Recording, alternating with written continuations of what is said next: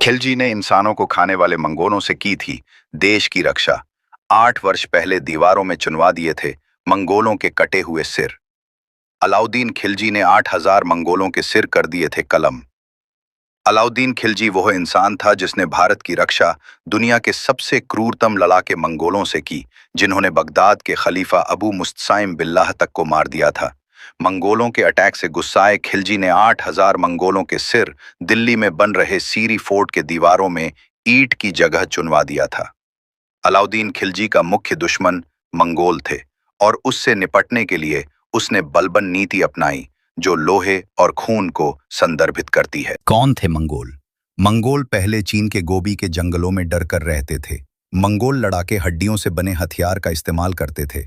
Genghis खां जब इनका सरदार बना तो दब्बू मंगोलों के अंदर बदलाव आया। चंगेज खां ने ही मंगोलों का यशक धर्म और संविधान बनाया था।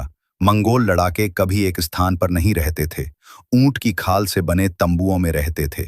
10 तंबुओं के समूह को मंगोल एक मोहल्ला कहते थे। 10 मोहल्ला को मिलाकर एक नगर बना लेते थे। मंगोल इतने खतरनाक थे कि जिंदा इंसान को 3 मिनट में खा जाते थे। कभी नहाते नहीं थे। मंगोल पुरुष हो या महिला नहाना वर्जित था। प्यास लगने पर घोड़े के पैर की नस काटकर खून पी लेते थे।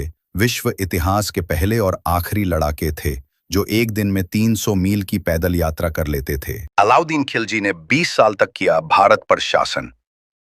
अलाउद्दीन खिलजी बुलंदशहर का रहने वाला था। इसने भारत पर 20 अक्टूबर 1296 से 1316 तक शासन किया।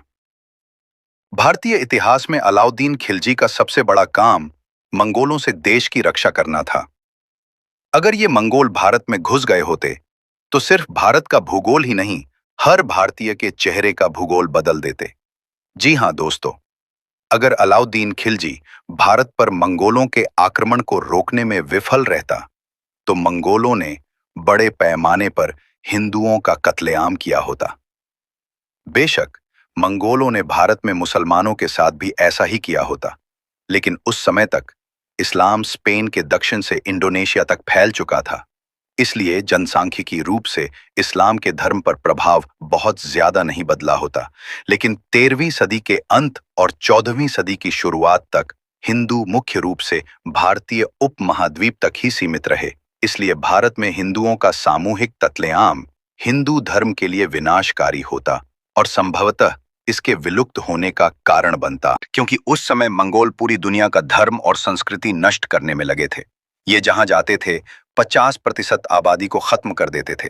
पुरुषों को मारकर महिलाओं के साथ जबरदस्ती रिलेशन बनाते थे, जिससे पूरी जनरेशन ही चेंज हो जाती थी। मंगोलों का नेता चंगेज खां का नारा था, हम हारे या जीते अपना छाप जरूर छोड़ेंगे। मंगोल कभी नहाते नहीं थे, इसलिए उनकी बदबू 2 मील तक जाती थी। मंगोल मानव से लेकर हर प्रकार के जीवों का खून पीते थे।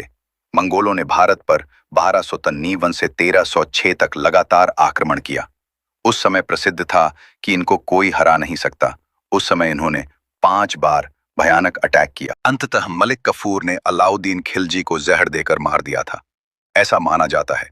अलाउद्दीन खिलजी की मृत्यु के बाद मलिक कफूर ने सत्ता हथियाने की कोशिश की और उसके बेटे शिहाबुद्दीन उमर को सिंहासन पर बैठाया। मलिक कफूर अलाउद्दीन खिलजी का एक वफादार गुलाम और सेनापति था, लेकिन इतिहास में उसके और अलाउद्दीन के बीच प्रेम संबंध और सत्ता की लालसा के बारे में भी चर्चा है। कुछ इतिहासकारों का मानना है कि मलिक कफूर ने अलाउद्दीन को जहर देकर मारा क्योंकि वो खुद सुल्तान बनना चाहता था। ज्यादा जानकारी के लिए हमारे चैनल को सपोर्ट करें। धन्यवाद।